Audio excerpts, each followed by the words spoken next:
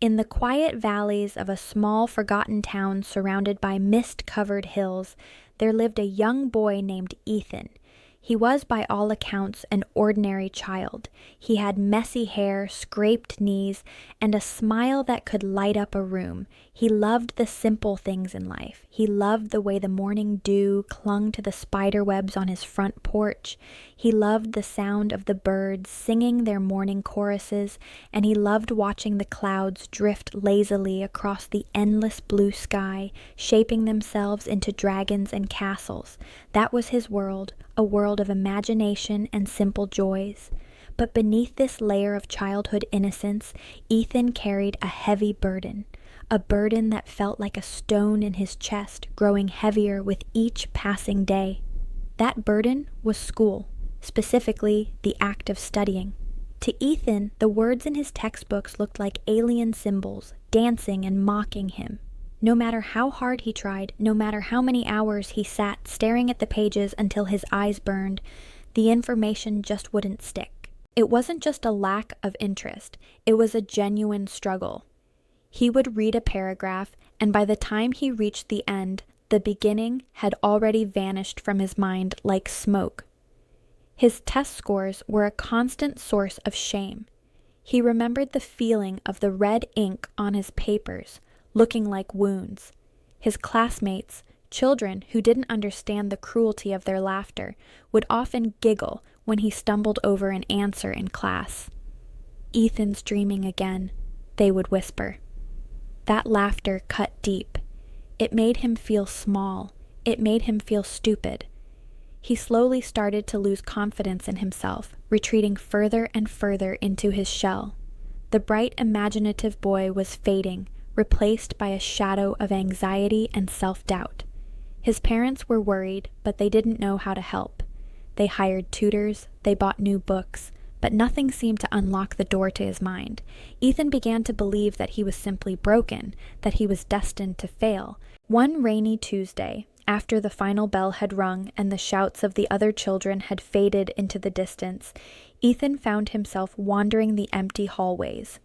He stopped in front of the philosophy classroom. Inside, Mr. Harris, the school's philosophy teacher, sat alone at his desk, reading an old, leather-bound book. Mr. Harris was different from the other teachers. He didn't just teach from the syllabus, he taught about life. He had a calmness about him, an aura of peace that seemed to quiet the air around him.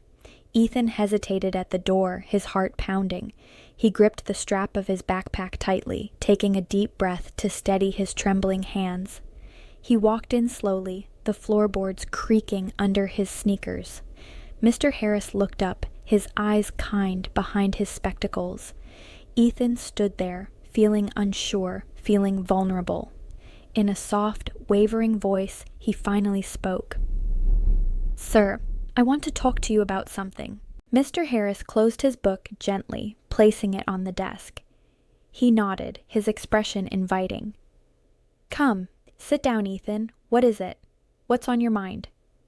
Ethan sat on the edge of the chair across from the desk. He stared at his hands, unable to meet the teacher's gaze.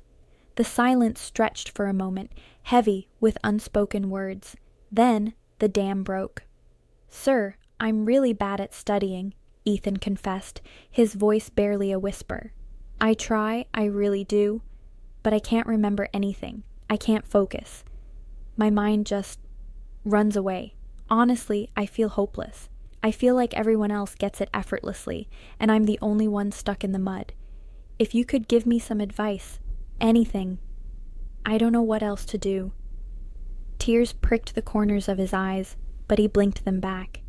He waited for the inevitable lecture about working harder or paying more attention. But the lecture never came.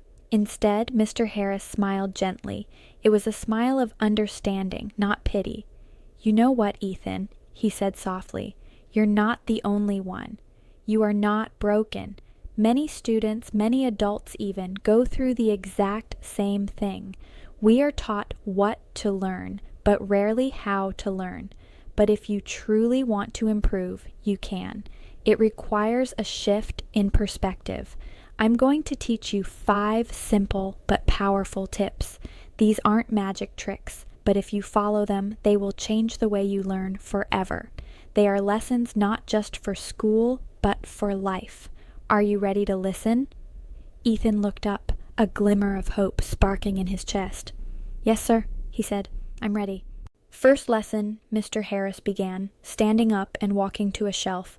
"Calm your mind." He returned with a glass bottle filled with murky, muddy water. He placed it on the desk between them. "What do you see here?" he asked. Ethan looked at the swirling brown liquid. "Dirty water, sir," he replied. "It's a mess." "Indeed," Mr. Harris said. "Now, I want you to watch it. Don't touch it, just watch." They sat in silence. Minutes ticked by. Slowly, gravity did its work. The heavy particles of dirt began to drift downwards, settling at the bottom of the jar. The water above became clearer and clearer until it was transparent. "What about now?" asked the teacher. Ethan's eyes widened. "The water is clear now, sir. The dirt is all at the bottom." "Exactly," Mr. Harris said, leaning forward. "Our mind is just like this bottle. When it is shaken by stress, fear, anxiety, or too many racing thoughts, it becomes like that muddy water. You cannot see through it. You cannot think clearly. No matter how hard you try to force information into a stressed mind, it will just get lost in the murk. So the first rule is this: before you start studying, you must let the mud settle. Close your eyes for 5 minutes. Do nothing. Focus only on your breathing. Inhale deeply. Exhale slowly. Let the thoughts settle like the dirt. Only when your mind is clear can you truly absorb anything. This will calm your mind and help you learn better. Will you try this?" Ethan nodded slowly. "I will, sir." "Good," Mr. Harris said. "Now, second lesson, focus on the present." He reached into a drawer and pulled out a small candle and a match. He struck the match, the sudden hiss breaking the silence, and lit the candle. He placed the flickering flame on the table. "Look at this flame," he instructed. "Try to keep your focus only on it. Don't let your thoughts wander to yesterday's mistakes or tomorrow's exams. Just the flame. Here. Now." Ethan stared at the light. At first it was impossible. His mind buzzed. He thought about the math test he failed. He thought about what his mom would cook for dinner. He thought about the bird he saw earlier. But Mr. Harris waited patiently. "Gently," he whispered. "Bring it back." Slowly, the noise in Ethan's head began to fade. His vision narrowed until all that existed was the dancing orange flame.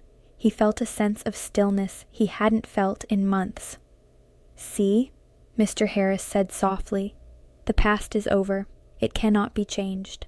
The future hasn't come yet. It is just a ghost. What we have is the present moment. That is where life happens. That is where learning happens. When you are studying and you feel your mind drifting to fear or distraction, catch yourself. Gently bring your attention back to the task, just like you return to the flame. It is a muscle, Ethan. You must practice this every day. Focus is not a talent. It is a habit."